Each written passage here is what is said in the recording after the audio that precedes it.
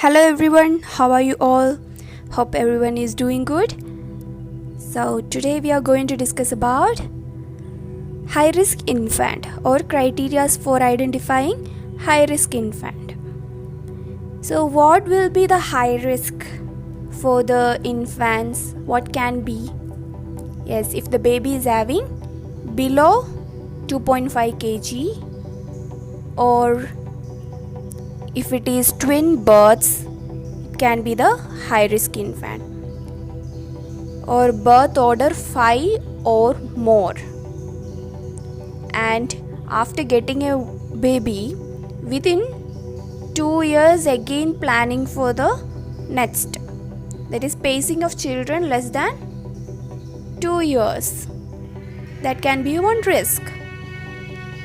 And if a mother is not giving breastfeeding or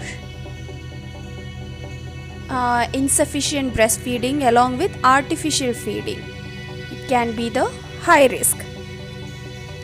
And first 3 months it should be successive, but if failure to gain weight during that time, it can be the risk.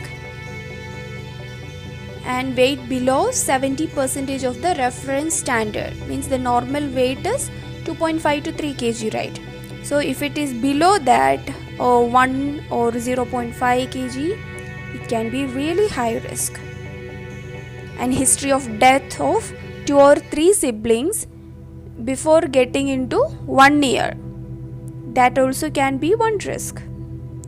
And either the death of their parents or their siblings die, or the children is having protein allergy, malnutrition and severe acute infections.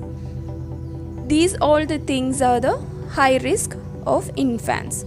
So I hope everyone understood. So if you want any topic for you want any more information, let me know in the comment box, or you can ask me in my Gmail. So thank you for hearing. Have a good time. Bye.